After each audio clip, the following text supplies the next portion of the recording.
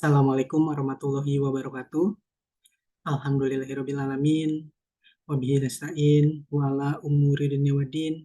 Salatu wassalamu ala asrofil anbiya wal mursalin. Sayyidina Muhammadin wa ala alihi wa sahbihi ajma'in amma ba'du. Yang terhormat Ibu Kepala SMA Negeri 1 Karangtengah, yang saya hormati para Wakil Kepala SMA Negeri 1 Karangtengah, yang saya hormati pendidik dan tenaga kependidikan SMA Negeri 1 Karangtengah. Pertama-tama marilah kita panjatkan puji dan puja syukur kita kehadirat Allah Subhanahu wa Ta'ala, karena berkat rahmatnya kita dapat berjumpa di tatap maya dengan keadaan sehat walafiat. Salawat serta salam semoga tercurah limpah kepada junjungan besar kita Nabi besar Muhammad Shallallahu Alaihi Wasallam. Bapak Ibu sekalian, pertama-tama saya ucapkan terima kasih sekaligus maaf telah mengganggu waktu weekendnya, malam mingguannya, karena kesibukan kita di weekday dimulai dari kita baru akreditasi, disambung kegiatan-kegiatan kayak Maulid Nabi dan sebagainya, sehingga acara pengibasan harus dilaksanakan lewat tatap maya seperti ini. Mudah-mudahan tidak mengurangi esensi yang akan kita dapat. Bapak Ibu sekalian, mohon maaf, saya di sini bukannya mau menggurui atau apa, tapi ini adalah salah satu rangkaian dari pendidikan guru penggerak Angkatan 9 yang saya jalani.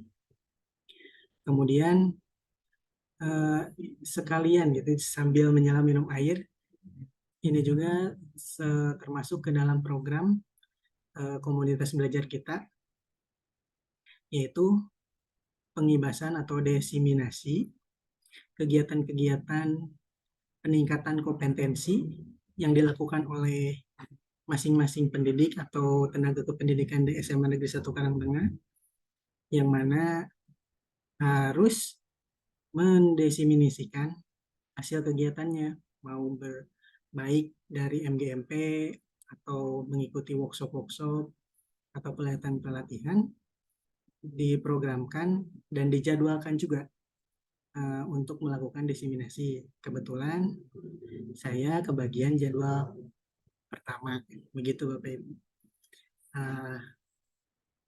Sekali lagi terima kasih yang sudah hadir dan maaf telah mengganggu waktu istirahatnya.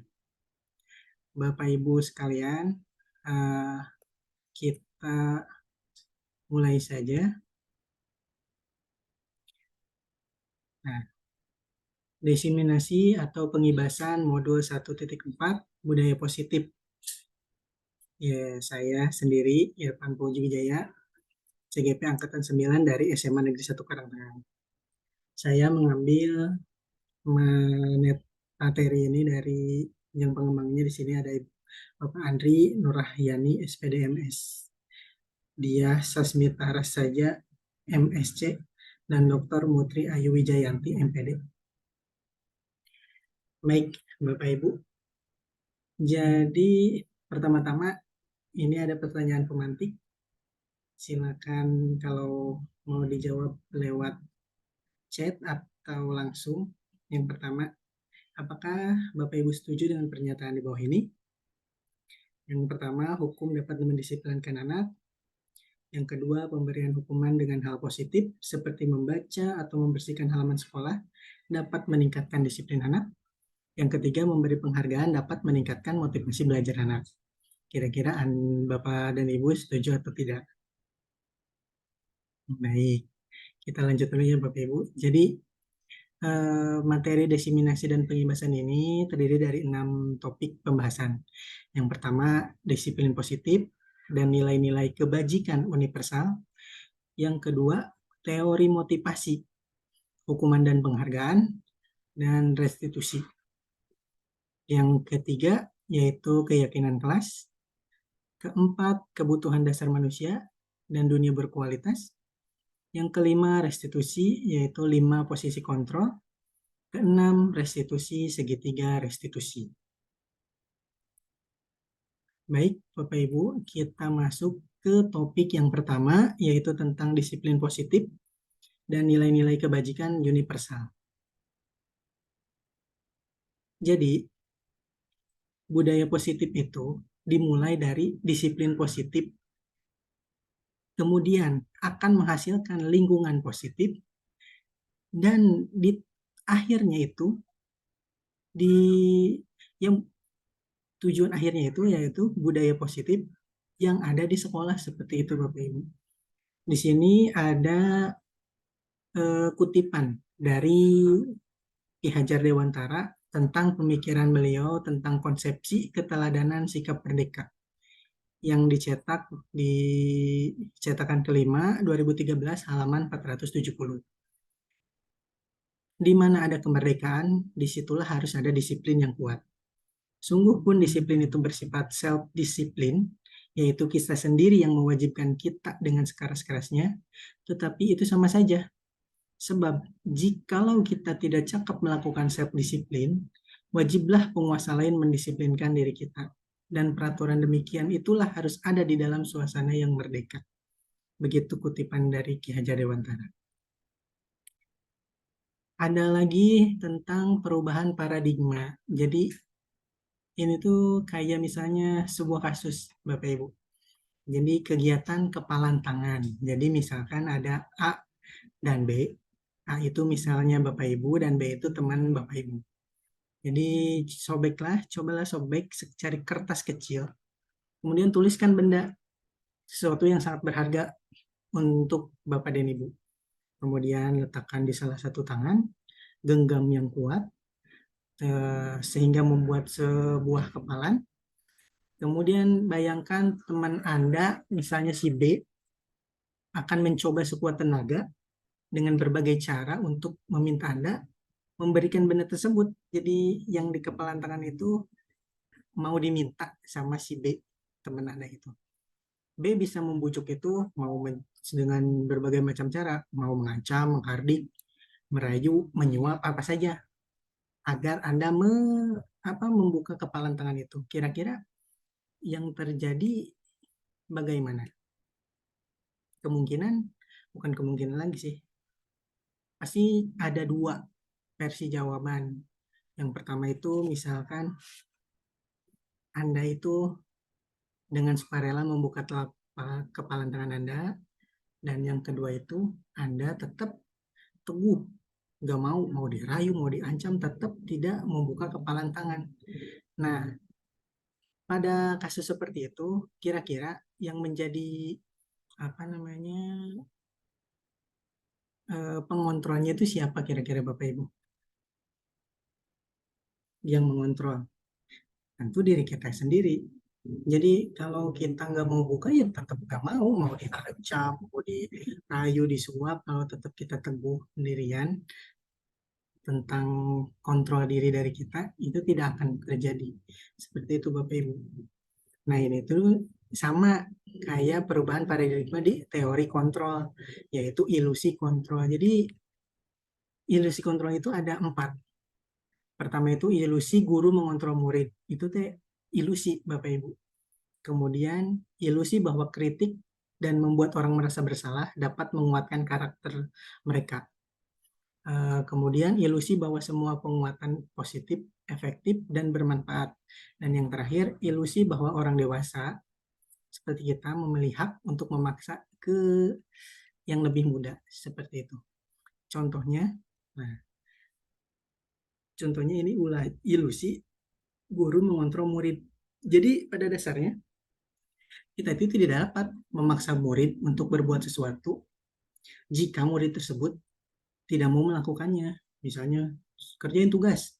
Sebenarnya kalau si murid tidak mau melakukannya, itu kita tidak bisa berbuat apa-apa. Meskipun tampaknya kita tuh sedang mengontrol gitu. Anak tuh ngerjain soal yang kita suruh. Nah itu sebenarnya murid sedang mengizinkan dirinya dikontrol oleh orang lain. Seperti itu Bapak Ibu.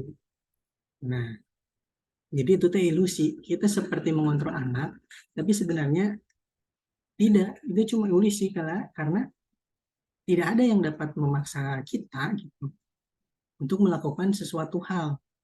Sama murid juga nggak bisa kita paksa melakukan apapun. Jika mereka menolak ya tidak bisa berbuat apa-apa.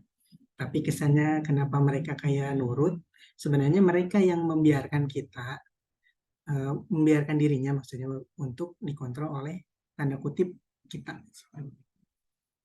Kemudian ada ilusi bahwa kritik dan membuat orang merasa bersalah dapat menguatkan karakter.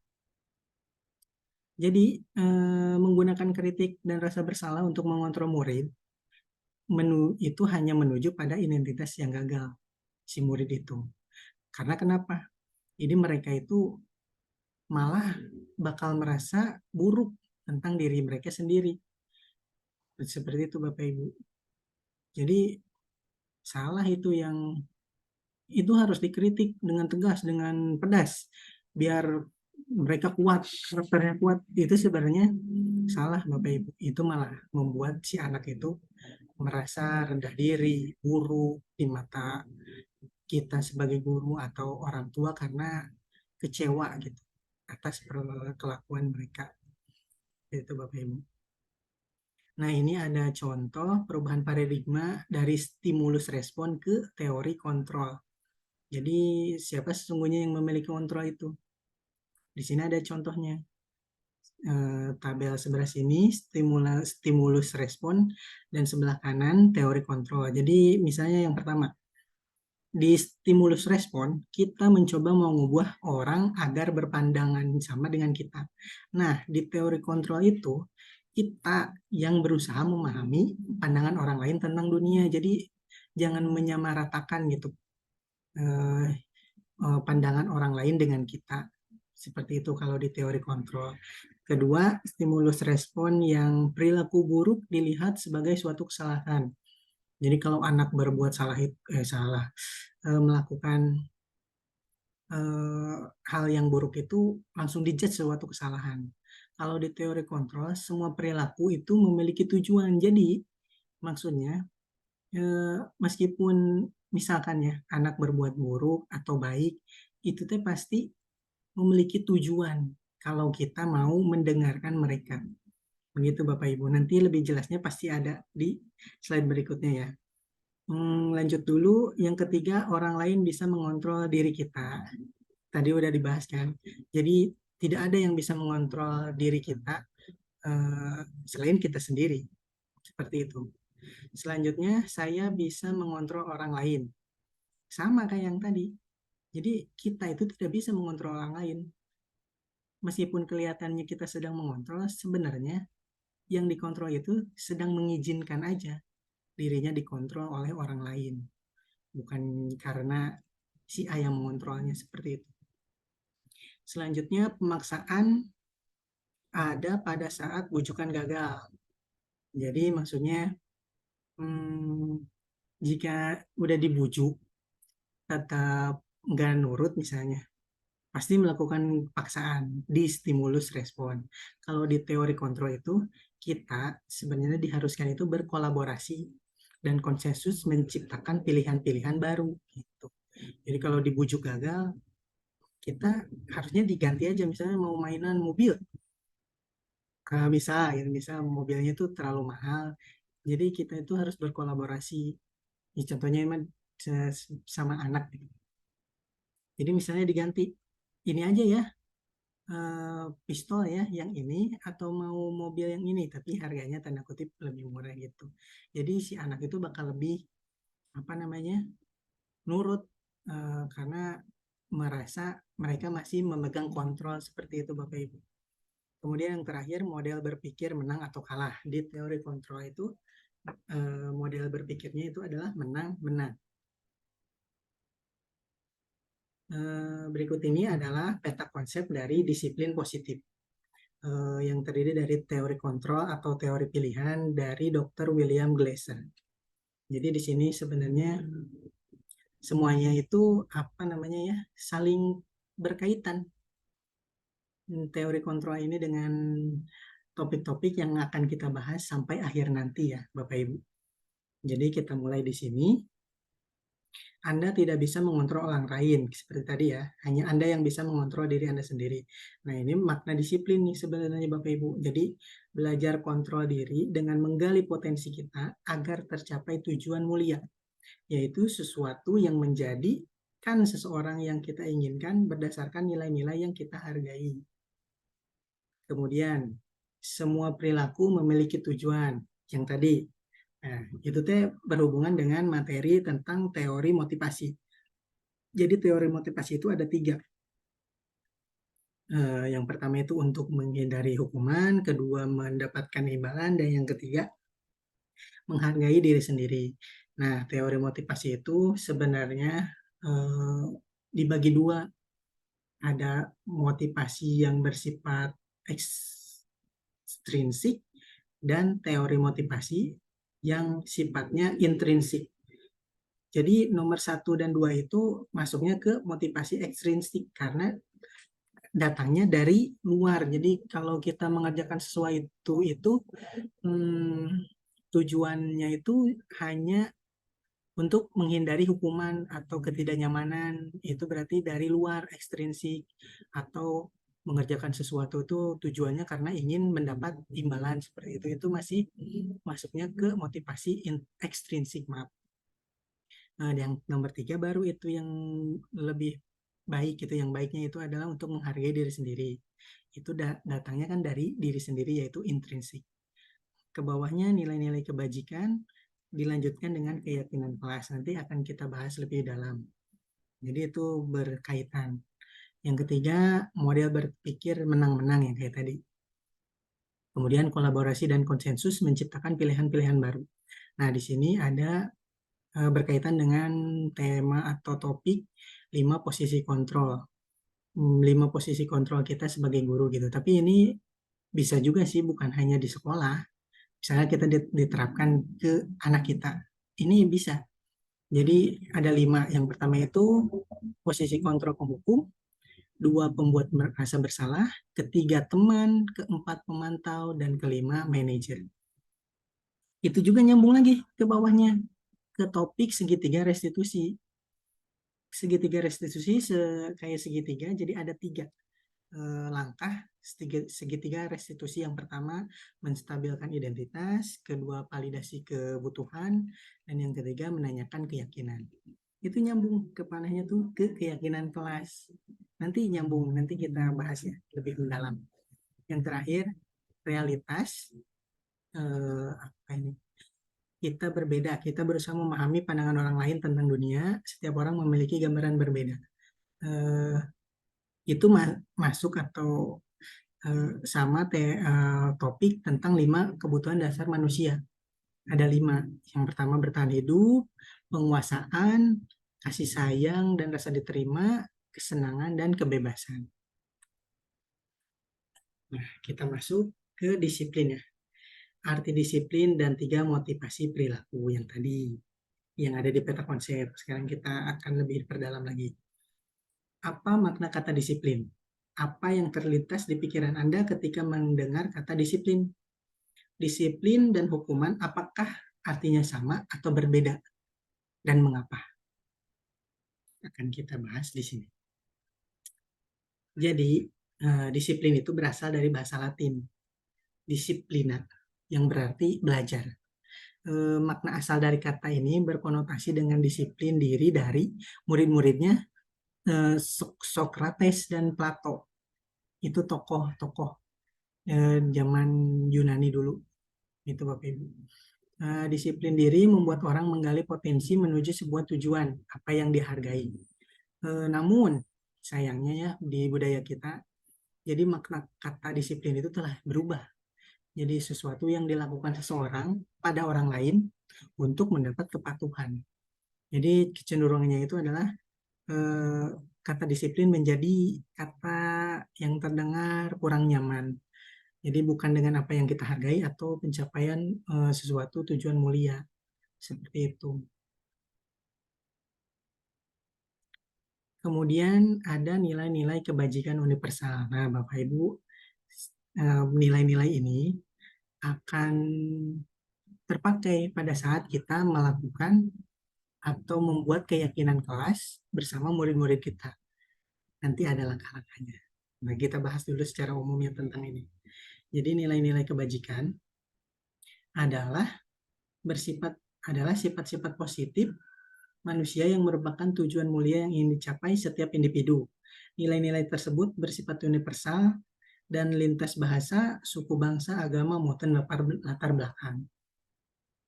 Setiap perilaku perbuatan memiliki suatu tujuan, menurut Dr. William Glasser pada teori kontrol 1984.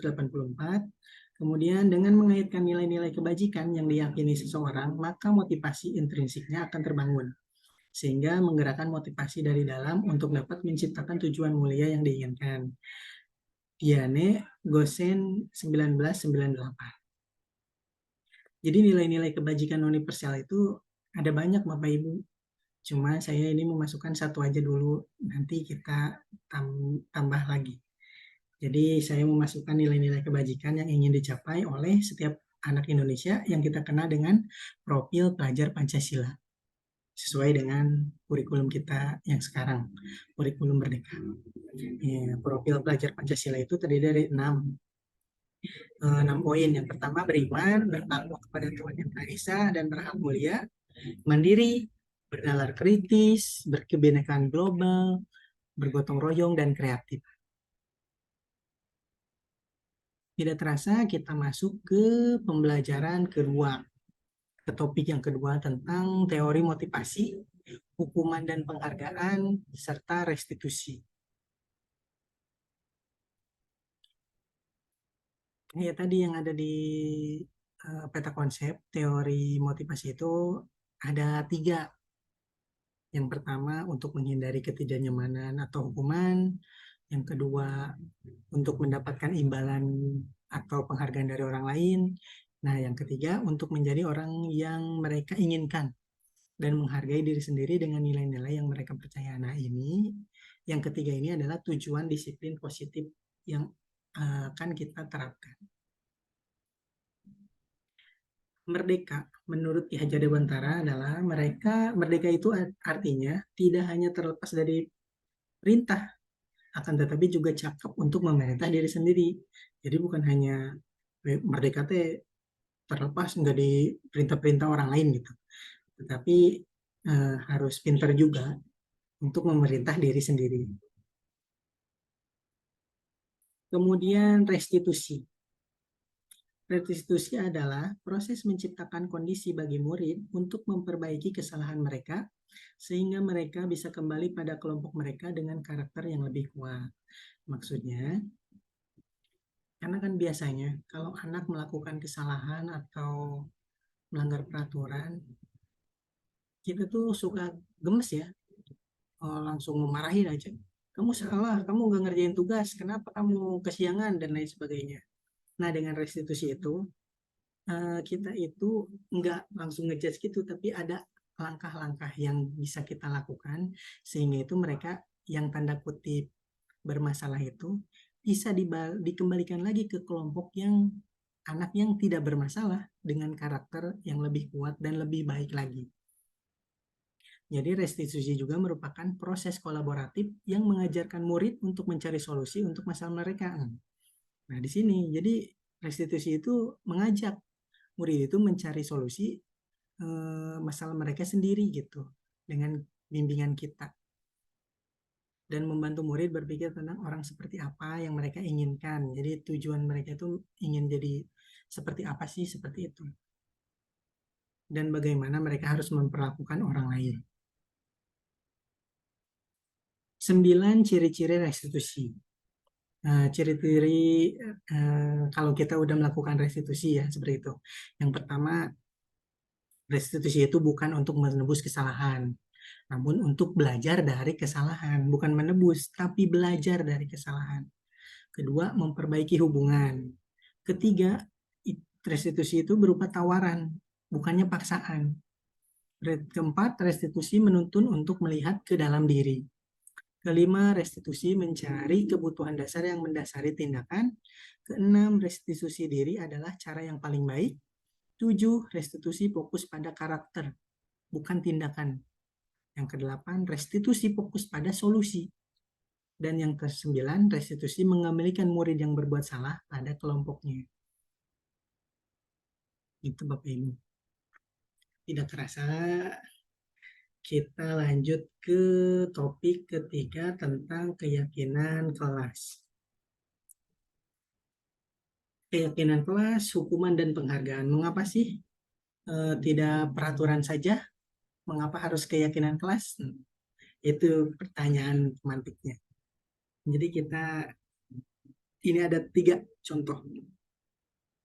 Jadi di sini mengapa kita memiliki peraturan harus menggunakan helm bila berkendara dengan kendaraan roda 2 atau motor. Kedua, mengapa kita memiliki peraturan 3M waktu dulu ya, waktu masih COVID-19, mengapa kita harus menggunakan masker, mencuci tangan, menjaga jarak, dan lain sebagainya. Yang ketiga, mengapa kita memiliki peraturan harus datang tepat waktu pada saat mengikuti pelatihan atau sekolah. Kenapa sih kita harus tepat waktu? Nah, jadi Bapak Ibu, bila kita mencari alasan-alasan kita memiliki peraturan di atas itu, maka kita perlu meninjau nilai-nilai kebajikan yang mendasarinya. Nilai-nilai inilah kelak menjadi keyakinan kelas yang disepakati bersama.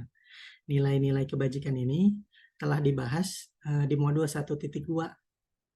Saya nanti mungkin kalau kebagian lagi saya akan izin ya, UKS Pak Nanang, saya izin menseminasikan lagi yang modul 1.2.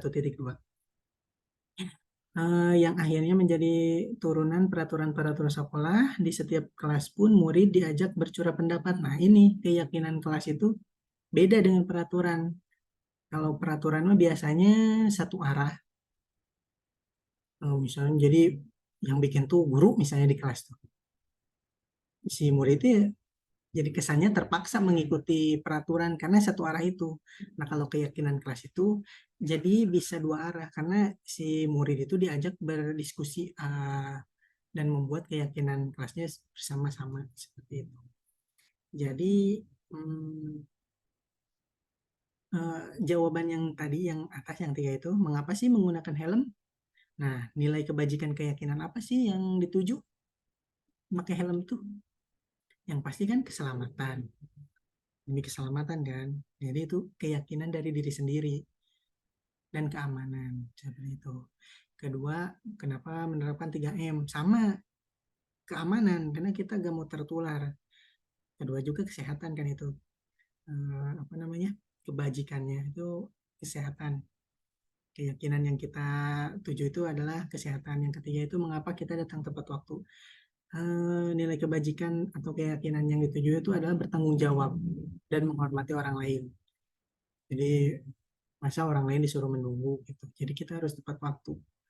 Itu termasuk menghormati orang lain dan bertanggung jawab. Seperti itu Bapak Ibu. Nah, jadi tindakan atau perilaku yang dilakukan guru itu akan menciptakan lingkungan yang positif seperti itu.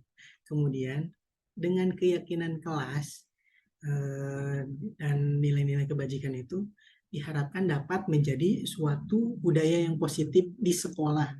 Jadi dimulai dari kelas dulu, kecil dulu kelas, kemudian nanti jadi budaya positifnya satu sekolah, itu yang diharapkan Bapak Ibu. Nah, kita masuk ke keyakinan kelas. Jadi keyakinan kelas adalah nilai-nilai kebajikan atau prinsip-prinsip universal yang disepakati bersama secara universal, lepas dari latar belakang, suku, negara, bahasa, maupun agama.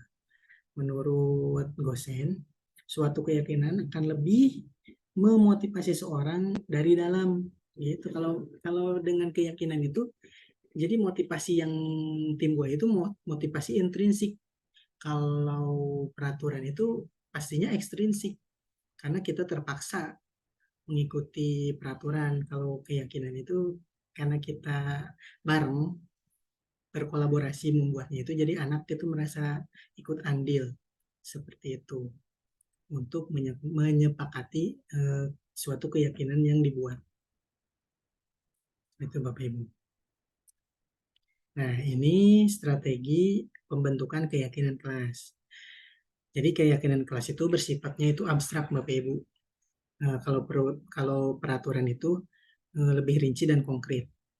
Kemudian keyakinan kelas itu berupa pernyataan-pernyataan yang universal. Begitu. Kedua, pernyataan keyakinan kelas senantiasa dibuat dalam bentuk positif. Apa sih maksudnya bentuk positif? Jadi misalkan dalam pembuatan keyakinan kelas, anak tuh dibebaskan menuliskan, misalnya kita menyiapkan kertas atau kita pakai jamboard gitu, atau ya apapun yang bisa ditulis. Jadi misalnya buat peraturan, jangan berlarian di kelas. Nah, kata jangan itu kan bentuknya masih negatif ya Bapak Ibu. Kalau anak kita juga misalnya jangan lari, yang kedengarannya itu lari, jadi kayak nyuruh lari seperti itu. Jadi yang jangan berlari itu kita ganti asalnya bentuk negatif menjadi positif. Misalnya berjalan hati-hati seperti itu. Kemudian keyakinan kelas hendaknya tidak terlalu banyak, benar, sehingga mudah diingat. Jadi kalau peraturan itu kan biasanya banyak ya Bapak Ibu ya. Itu tadi baca juga jarang pasti. Nah, untuk keyakinan kelas itu nggak usah banyak-banyak. Minimal 3 juga nggak apa-apa. 3 poin agar mudah diingat dan dipahami. Dan diimplementasikan oleh warga kelasnya. Seperti itu. Jadi semua warga kelas sebaiknya ikut berkontribusi. Iya. Jadi dalam pembuatan keyakinan kelas itu semua warga kelas itu diharapkan berkontribusi dalam membuat keyakinan kelas tersebut. Yang terakhir, bersedia meninjau kembali keyakinan kelas dari waktu-waktu. Iya, dari waktu ke waktu. Jadi harus update gitu.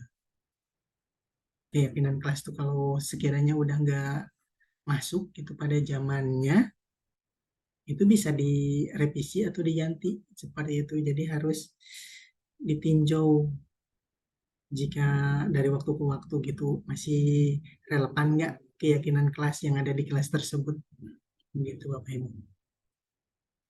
Nah, ini kegiatan pendalaman keyakinan kelas itu. Jadi misal keyakinan kelasnya itu ada 3 yang di sini: hormat, pekerja, diterima, dan dimiliki. Hormat itu jadi eh, warga kelas itu meyakini bahwa sangat penting untuk menghormati semua orang dan barang milik orang lain. Yang bekerja itu, kami meyakini bahwa sangat penting untuk mengerjakan segala pekerjaan atau mengikuti kegiatan yang telah ditugaskan. Yang terakhir, diterima dan dimiliki. Kami meyakini bahwa sangat penting untuk merasa diterima pada suatu kelompok dan saling peduli satu sama lain. Itu keyakinan kelasnya cukup 3. Ini sebagai contohnya. Ada lagi tabel Y dan tabel T. Ini kan kayak Y gitu ya Bapak Ibu ya. Jadi ada yang terlihat, terdengar, berperilaku. Kemudian tabel T itu tampak seperti, tidak tampak seperti. Itu maksudnya gimana? Nah, di sini contohnya. Jadi keyakinan kelas hormat misalnya. Jadi ini tuh bareng sama anak buatnya Bapak Ibu. Jadi kita hanya nulis terdengar, terlihat, dan berperilaku.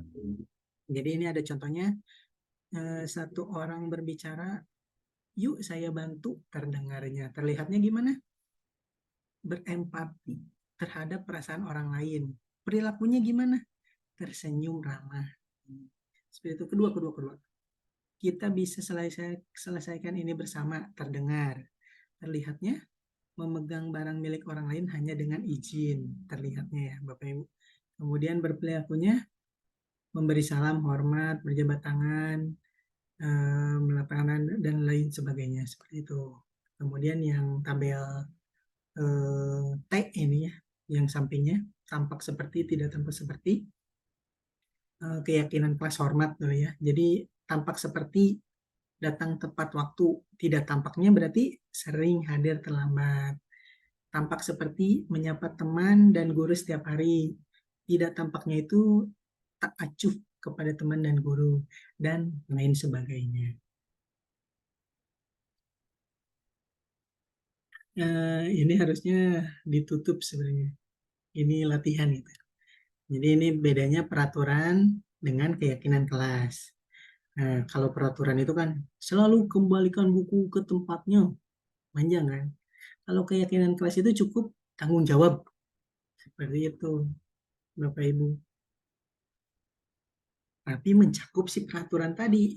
Kalau meminjam itu harus dikembalikan lagi seperti itu. Kedua, dilarang mengganggu orang lain. Kalau peraturan. Nah, di keyakinan kelas itu cukup dengan menghormati orang lain. Sama, yang ketiga, hadir di sekolah 15 menit sebelum pelajaran dimulai, peraturan itu. Nah, si ini tuh kan yang kedua sama ketiga di keyakinan di kelas itu masuk ke menghormati orang lain atau berkomitmen gitu Bapak Ibu. Jadi peraturan-peraturan yang kita buat dengan murid kita itu nanti kita kerucutkan lagi sesuai dengan nilai kebajikan yang tadi. Seperti itu maksudnya Bapak Ibu. Jadi nggak usah banyak-banyak. Jadi dari misalnya ini ada berapa ini 7 peraturan itu kalau lihat apa di matematika di irisan itu paling jadi beberapa keyakinan kelas seperti itu Bapak Ibu. Kayak dilarang melakukan kekerasan loh. Ini masuk juga kan menghormati orang lain.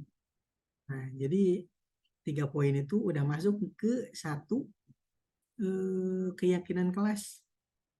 Seperti itu Bapak Ibu. Lanjut ke bawahnya, dilarang menggunakan narkoba itu kesehatan. Keyakinan kelasnya bergantian atau menunggu giliran itu menghormati orang lain tuh kan. Bapak Ibu, 4 poin itu bisa diwakili oleh satu keyakinan kelas yaitu menghormati orang lain. Seperti itu. Lanjut, ini ada perubahan pada modul 1.4 di angkatan 9 asalnya ada 5 apa namanya eh, dihukum oleh penghargaan itu ada 5 tapi di angkatan 9 itu jadi 8. Apa sih maksudnya? Nah, kita bacakan dulu ya 8 poinnya.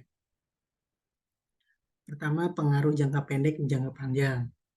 Penghargaan itu menghukum. Penghargaan itu mengurangi ketepatan. Penghargaan tidak efektif. Penghargaan merusak hubungan. Terus penghargaan menurunkan kualitas, penghargaan mematikan kreativitas, dan penghargaan mengurangi motivasi intrinsik.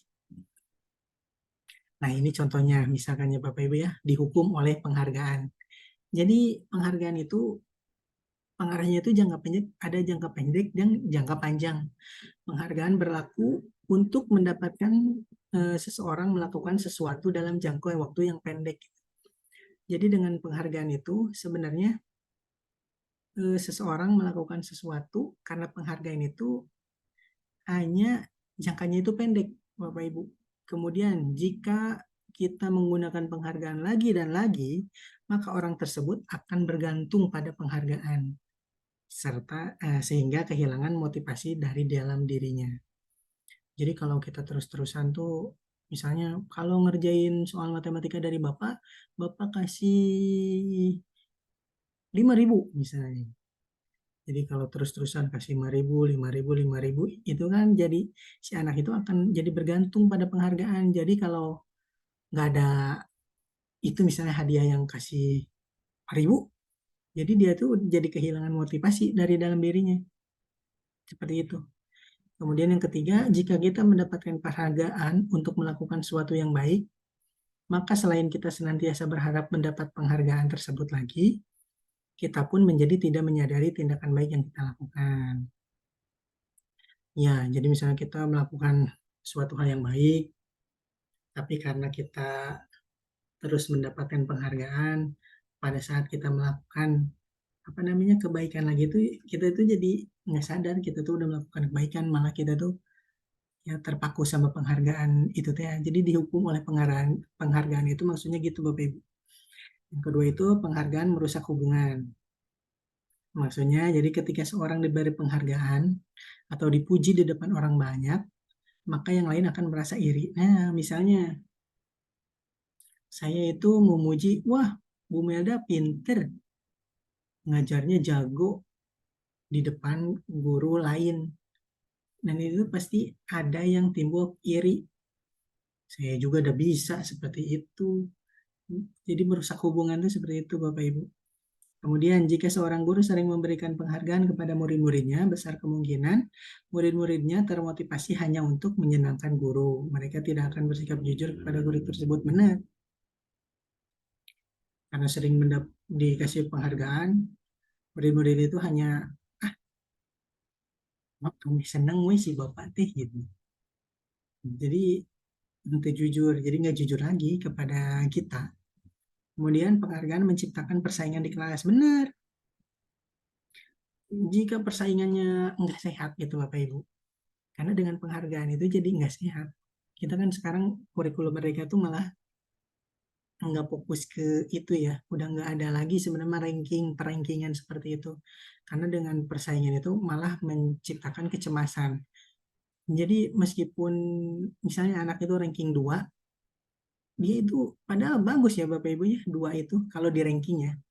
Tapi karena dia itu sebenarnya maunya di ranking 1, tapi dia di ranking 2 itu malah jadi kecemasan, gak tenang.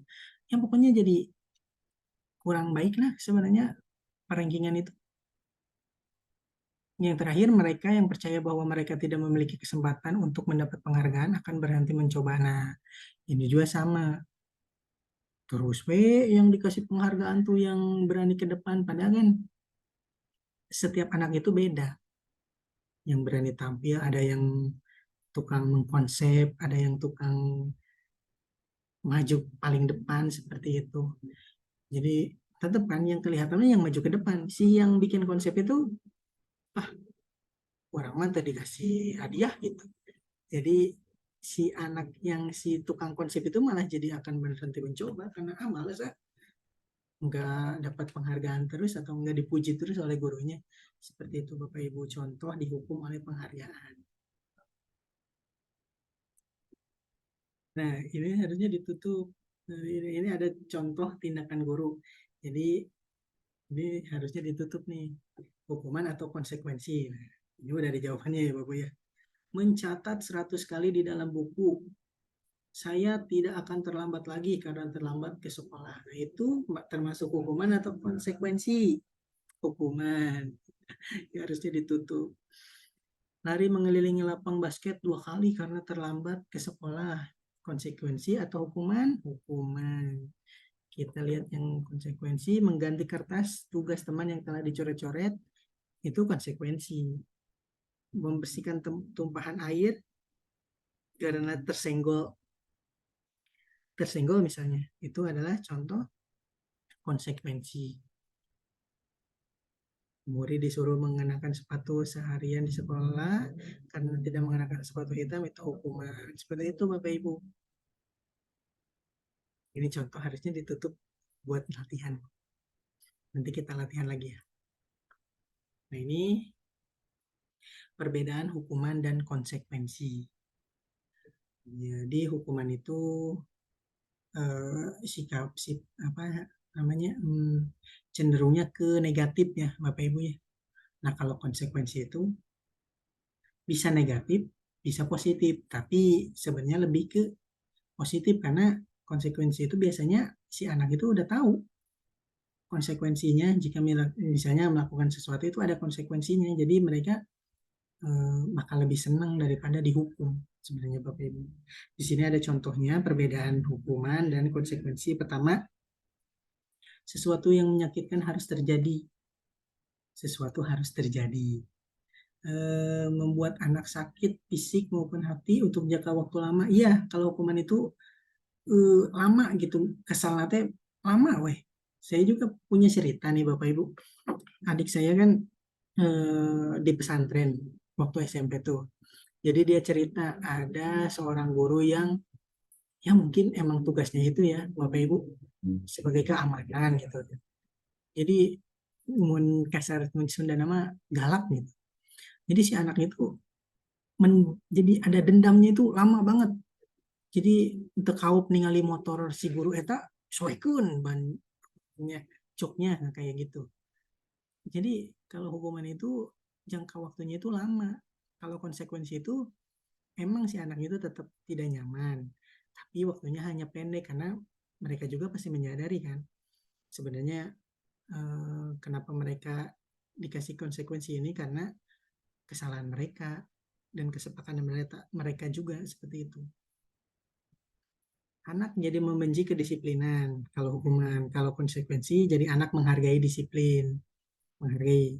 Hukuman itu sikapnya lebih kepaksaan, kalau konsekuensi itu stimulus atau tanggapan. Hukuman mendorong anak menyakiti diri sendiri, konsekuensi mendorong anak agar mudah menyesuaikan diri. Hukuman konsep diri yang buruk, konsekuensi konsep diri yang baik. Hukuman anak belajar untuk menyembunyikan kesalahan, jadi sembunyi-sembunyi kalau dihukum mah. Kalau konsekuensi itu anak belajar mematuhi peraturan. Yang ketiga, konsekuensi marah, rasa bersalah, dipermalukan, merasa tidak dihargai. Nah, konsekuensi itu emang kehilangan hak, dibuat tidak nyaman, diasingkan untuk sementara. Tapi itu hanya yang tadi jangka waktunya itu hanya pendek, Bapak Ibu, dibanding dengan hukuman. Nah, di sini ada identitas gagal dan identitas sukses. Hukuman, terus di sini ada disiplin, disiplin jadi dua, ada konsekuensi dan restitusi.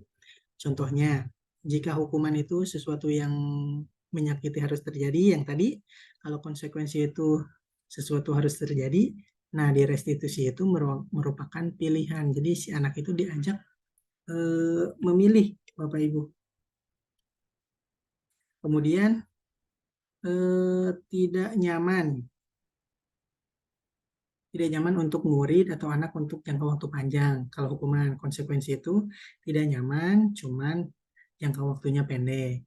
Di restitusi itu menguatkan murid dalam jangka waktu yang panjang. Jadi si anak itu dikuatkan, Bapak Ibu, seperti itu. Selanjutnya, hukuman itu korban mendapat keadilan. Kalau konsekuensi, korban bisa diabaikan, restitusi korban mendapatkan ganti. Maksudnya gimana? Ya kalau dihukum kan sudah jelas, misalnya anak itu membuli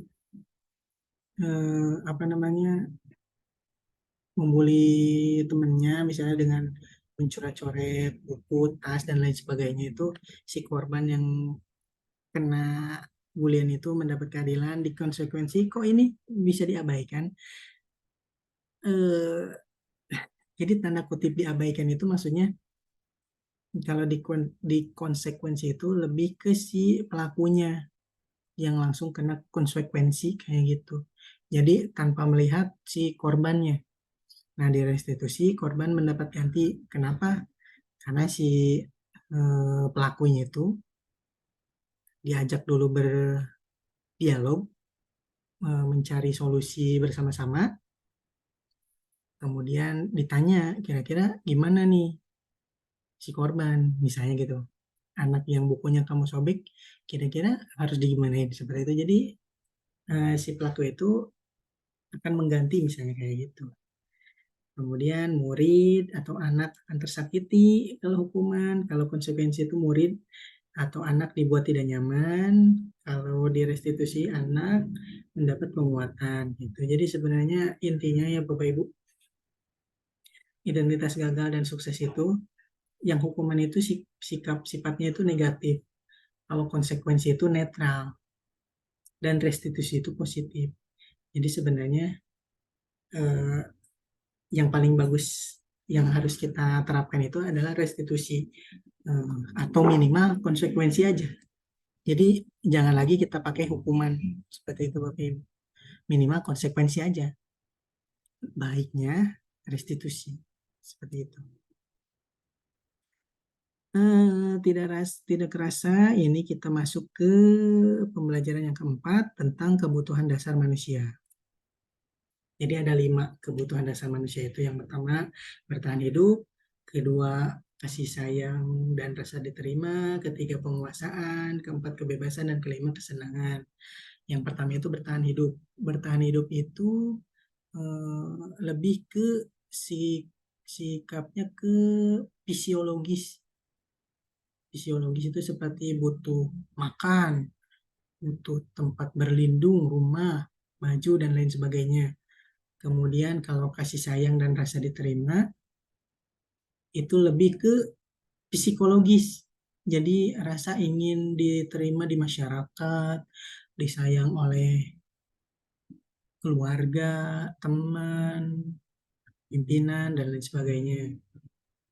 Kalau kebebasan itu contohnya kebebasan. Jadi mereka itu bebas, enggak saya emang nggak disuruh-suruh, tapi bebas, nggak ada yang bisa menyuruh dia, karena bebas itu. Kalau penguasaan itu lebih ke ingin diakui kompetensi yang dia miliki gitu. Kelebihan yang mereka lebih miliki itu penguasaan gitu. Yang terakhir itu kesenangan. Kesenangan itu ya zaman aja nama me time gitu. Jadi anak-anak itu kesenangannya itu misalnya bermain game gitu dan lain-lain, itu termasuk kebutuhan dasar yang harus dipenuhi. Jadi karena biasanya kalau kita melakukan restitusi itu, jadi kalau ada anak yang melakukan apa namanya kesalahan itu, biasanya ada dari 5 kebutuhan dasar manusia yang tidak terpenuhi. Jadi mereka itu mencarinya itu dengan cara yang mungkin yang kurang baik, yang ke negatif gitu. Jadi 5 kebutuhan dasar ini harus terpenuhi, termasuk kita juga, bukan hanya murid, guru sebagai manusia itu ini sama, kita juga membutuhkan ini seperti ini. Jadi di sini ada suatu skenario atau masalah. Jadi Ibu Ani adalah guru kelas 5 di SD Pelita, sedang bingung menghadapi ulah salah satu murid di kelasnya, yaitu Agus. Beberapa anak telah datang dan mengeluhkan Agus yang seringkali meminta bekal makan siang mereka dengan paksa. Jika Bapak Ibu menghadapi situasi seperti Ibu Ani, apa yang akan Anda lakukan? Menurut Anda, kira-kira apa alasan Agus melakukan hal tersebut? Nah, jadi kalau kita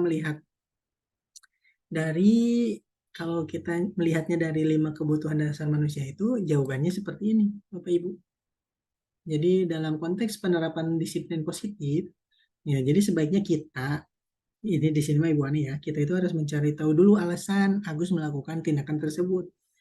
Jadi ditanya, Gus, nah kamu melakukan gini, misalnya gitu.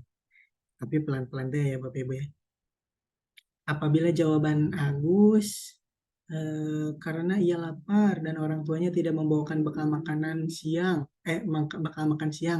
berarti dia itu lagi memenuhi kebutuhan yang bertahan hidup, seperti itu Bapak Ibu. Jika jawaban Agus karena ia senang temannya jadi merhatikan dia, berarti kebutuhan yang ingin dia penuhi itu adalah kebutuhan cinta dan kasih sayang, ingin diterima gitu, jadi caper jadi itu nama. Jadi tergantung jawaban kita itu berarti bisa lihat dia itu yang kayak tadi, berarti dari 5 itu ada satu kebutuhan yang tidak terpenuhi. Jadi kesannya dia itu melakukan ini, yang memaksa bekal makanan temannya. Yang ketiga, bila jawaban Agus adalah dia merasa hebat, jadi temannya takut, nah berarti dia itu lagi memenuhi kebutuhan dasar yang penguasaan atau pengakuan atas kemampuannya, dia itu hebat, seperti itu. Kemudian jika Agus menjawab karena dia merasa bosan dengan bekal makanan yang dibawa oleh dia, berarti itu adalah dia lagi memenuhi kebutuhan dasar untuk kebebasan. Dia bebas, kebutuhan akan pilihan. Jadi dia milih, enakan kene nu mana, enakan si A, nih tukeran. Mending kalau tukeran ya, kalau dipaksa mah yang tadi itu jadi eh, teman-temannya itu jadi nggak nyaman dengan si Agus. Yang terakhir, apabila jawaban Agus adalah karena iseng, mungkin itu adalah dia sedang memenuhi kebutuhan akan kesenangan. Seperti itu contohnya Bapak Ibu. Dua terakhir. Topik kelima yaitu 5 posisi kontrol. Jadi ada 5 posisi kontrol guru. Tapi sebenarnya ini bisa diimplementasikan juga orang tua gitu. Kadang saya juga mengaplikasikan ini ke anak saya seperti itu Bapak Ibu. Jadi 5 posisi kontrol guru itu ada: 1 penghukum, 2 pembuat merasa bersalah, 3 teman, 4 pemantau, dan 5 manajer. Di sini posisi kontrol yang paling disarankan itu yang baik itu adalah posisi manajer. Dan yang paling tidak disarankan adalah membuat merasa bersalah. Kok bukan penghukum? Jadi kalau penghukum itu si anak itu biasanya langsung diekspresikan kekesalannya itu. Nah, kalau merasa bersalah itu si anak itu dipendam amarahnya itu. Jadi malah si pembuat merasa bersalah ini jadi yang paling nggak baik lah kita gunakan sebagai posisi kontrol. Nah, ini contohnya di sini ada motivasi, identitas berhasil dan sukses, kontrol dari luar, kontrol dari diri sendiri. Jadi dibagi dari 5 ini jadi dibagi 3 lagi. Kontrol dari luar sama, tapi yang berhasil sukses dan itu kontrol dari diri. Jadi penghukum itu menghardik, ya, guru biasanya menghardik atau menunjuk-nunjuk atau langsung menyakiti aja. Kata-katanya itu pedes gitu. Kalau membuat merasa bersalah itu malah sebenarnya halus gitu ngomongnya mah, tapi itu langsung kena ke hati. Seperti itu Bapak Ibu. Kalau teman itu membuatkan alasan-alasan untuk muridnya, pemantau menghitung dan mengukur, manajer mengajukan pertanyaan-pertanyaan yang guru berbuat. Nah, sekarang biasanya yang guru katakan kalau sebagai penghukum itu, kalau kamu tidak melakukannya, awas ya, rasakan. Kalau pembuat merasa bersalah tuh seperti ini Bapak Ibu. Kamu seharusnya sudah tahu ibu lelah sekali mengatakan ini, ibu stres. Nah, ini kan si anak itu jadi merasa bersalah gitu, merasa rendah diri, merasa malu gitu. Karena udah mengecewakan gurunya, orang tuanya, dan lain sebagainya. Seperti itu Bapak Ibu. Kenapa pembuat merasa bersalah sebenarnya lebih parah dari si penghukum, seperti itu Bapak Ibu. Kalau sebagai teman, biasanya guru berkata, ayo lakukan demi ibu. Masa kamu tidak mau? Ingat, tidak ibu pernah bantu gitu. Kalau pemantau itu langsung, apa peraturannya? Kalau manajer, apa yang kita yakini, apa yang bisa kita kerjakan eh, untuk memperbaiki masalah ini. Hasilnya, kalau penghukum itu memberontak, yang tadi yang contohnya adik saya itu memberontak. Jadi lihat barang si guru yang suka menghukum itu langsung dendam, sobek gitu. Yang pembuat bersalah, nah ini jadi menyembunyikan, jadi dipendam kekecewaannya itu. Makanya jadi lebih parah dari penghukum. Hasil kalau dari teman, posisi kontrol teman itu jadi murid ketergantungan terhadap kita. Kalau pemantau menyesuaikan diri, tapi tanda kutip bila diawasi kalau pemantau. Nah, kalau sebagai manajer, jadi si anak itu menguatkan dirinya sendiri gitu. Nggak usah diawasi juga, mereka bisa menyesuaikan diri dan menguatkan pribadi mereka. Nah, ini kaitannya dengan dunia berkualitas. Posisi kontrol penghukum itu murid meletakkan guru di luar dunia berkualitas. Di luar ya, karena kesal ya. Kalau yang pembuat merasa bersalah, murid meletakkan guru di dalam dunia berkualitas. Iya, jadi sebenarnya anak-anak itu apa namanya nggak nggak nggak kesal-kesal amat ke gurunya, cuman gara-gara kata-katanya itu nggak enak gitu, jadi mereka itu dipendam gitu, nggak langsung diungkapkan. Kalau penghukuman kan si anak tuh bisa diungkapkan meskipun hal yang negatif dengan merusak barang ya. Nah, kalau yang membuat merasa bersalah itu dipendam ya Bapak Ibu, seperti itu. Kemudian posisi kontrol teman itu murid meletakkan di guru sebagai orang yang sangat penting di dunia berkualitas. Sangat penting karena dekatnya kan, posisi kontrol teman itu paling dekat dengan murid, tapi membuat murid itu ketergantungan. Kalau yang pemantau meletakkan guru peraturan dan hukuman di dunia berkualitas yang manajer murid meletakkan dirinya sendiri sebagai individu yang positif dalam dunia berkualitas. Jadi dia udah bisa menempatkan diri sendiri. Kalau apa namanya, terbiasa guru-gurunya itu menempati posisi kontrol sebagai manajer. Nah, kemudian selanjutnya murid berkata, kalau posisi penghukum, biarkan saja nanti juga marah-marah lagi gitu, jadi kesannya gitu. Bapak Ibu contohnya. Kalau merasa bersalah, pembuat merasa bersalah ya anaknya jadi minta maaf. Cuman yang tadi teh ya gitu. Nggak diungkapkan banget, jadi coba ya maafkan saya seperti itu. Nah, kalau sebagai teman, saya pikir Bapak Ibu teman saya, ternyata begitu. Nah, ini jadi teman itu sebenarnya posisi kontrol sebagai teman itu bisa positif, bisa negatif. Positifnya itu udah tentu jadi anak dekat dengan gurunya. Negatifnya ya ini, si anaknya itu jadi ketergantungan.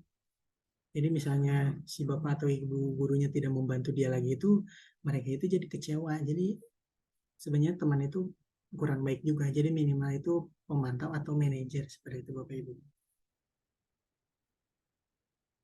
Ini juga harusnya ditutup Bapak Ibu.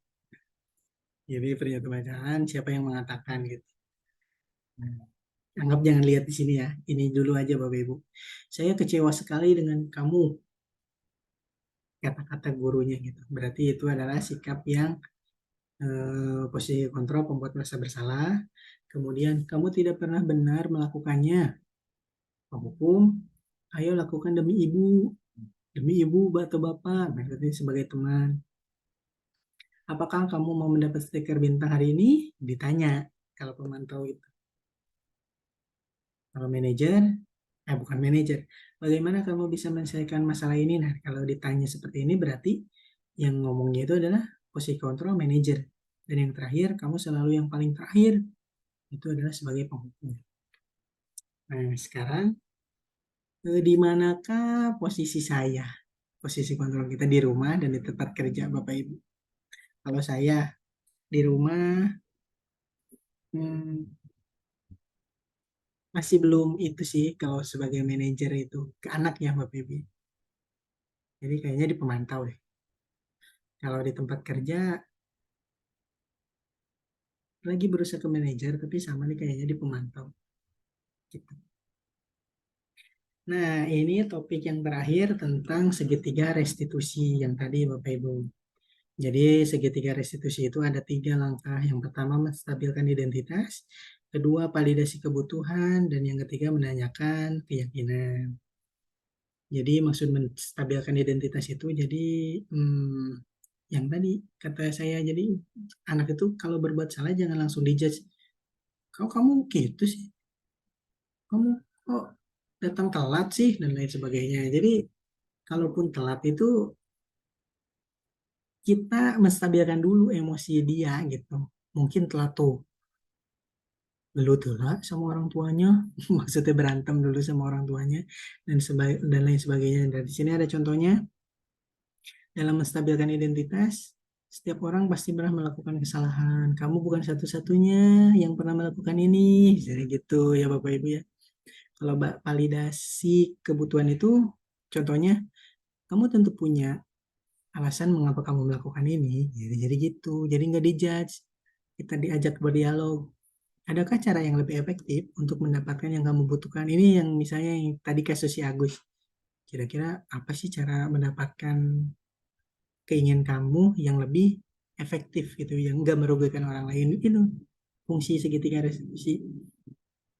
Dan yang ketiga menanyakan keyakinan nilai-nilai apa yang telah kita sepakati. Nah ini segitiga restitusi ini sebenarnya kita harus membuat dulu suatu keyakinan di kelasnya. Jadi misalnya dia datang ke telat misalnya ke pelajaran kita udah masuk, dia telat gitu. Jadi kita tuh bisa nanyakan ini nih apa sih yang telah kita sepakati, kan gak usah banyak-banyak, harusnya diapal gitu. Berarti nanti tinggal ditanya keyakinan mana sih yang kamu langgar gitu. Konsekuensinya apa?